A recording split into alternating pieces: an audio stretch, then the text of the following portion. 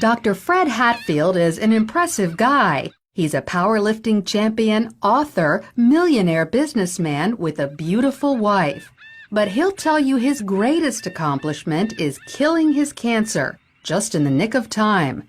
The doctors gave me 3 months to live because of widespread metastatic cancer in my skeletal structure. 3 months. 3 different doctors told me that same thing.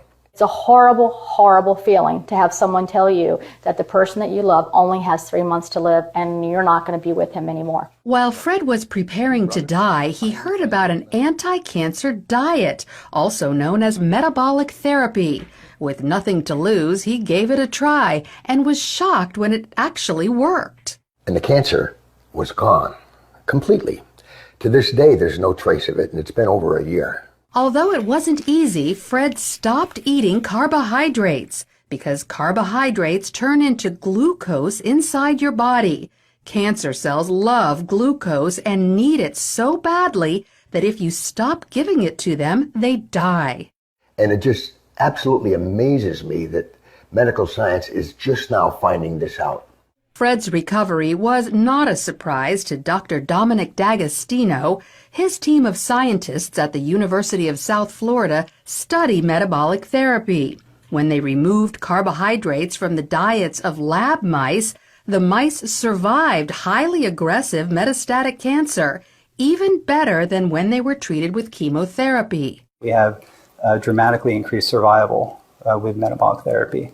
So we think it's important to get this information out. And it's not just lab mice. He's also seen similar success in people, lots of them. I've been in correspondence with a number of people, probably at least a dozen people, and over the last 1.5 to 2 years, and all of them are still alive, so despite the odds.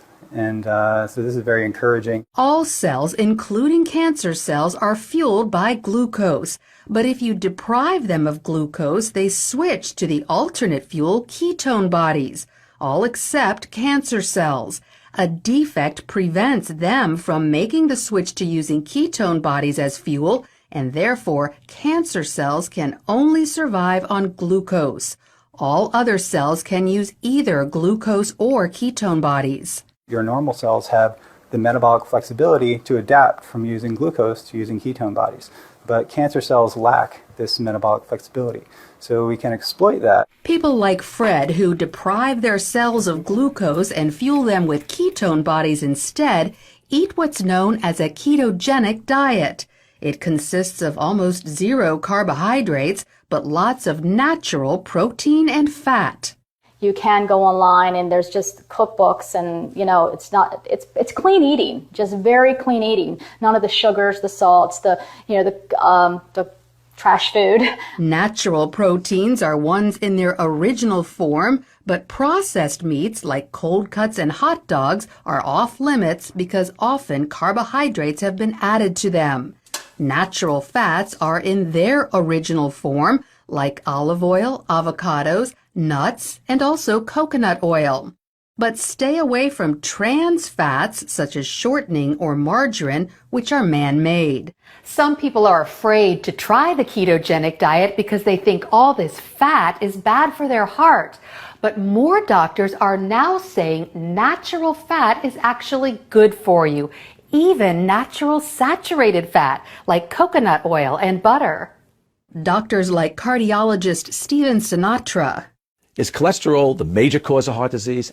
Absolutely not. In his book, The Great Cholesterol Myth, he says the real cause of heart disease is inflammation, which comes from eating too many carbohydrates. We need to coach our patients and empower them about the dangers of sugar. Unfortunately, they're not hearing that. They're hearing the converse, the dangers of fat. Fat is healthy for you, as long as you avoid trans fats. So by cutting back on carbohydrates and eating natural fats and proteins, you could improve your heart health and even wipe out cancer. Lori Johnson, CBN News.